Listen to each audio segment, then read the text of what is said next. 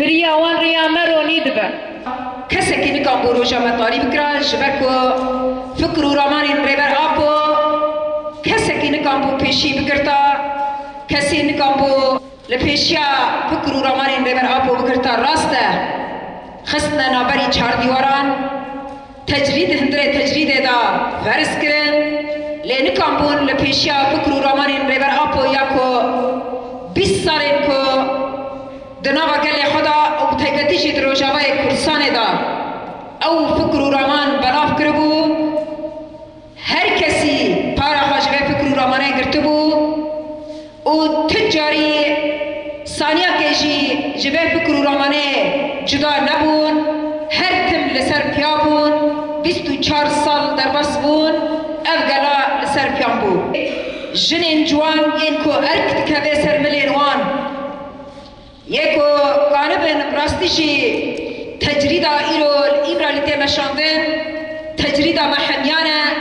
لسر محمیان و تجریدا تی پرس کرن جبونا کو ام قانبن واتا بدن و جبونا کو ام قانبن ارکی لهمبری ریبر آپو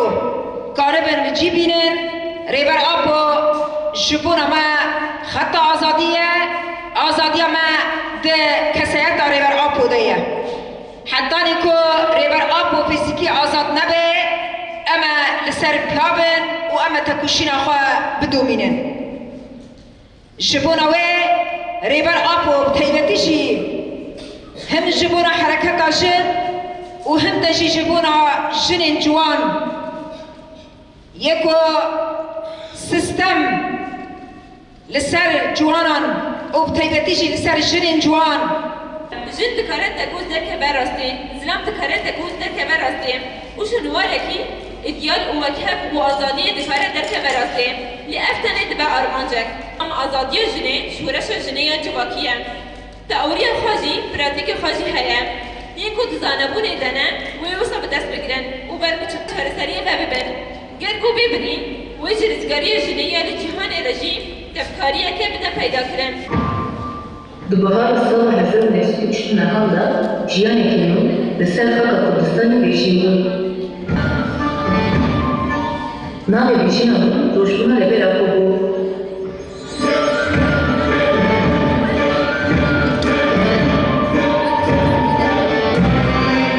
Di meşhûr dilên şin, civan û gelê Kurd de hêvî bawêrî û nîsogeriya jiyana azad çan.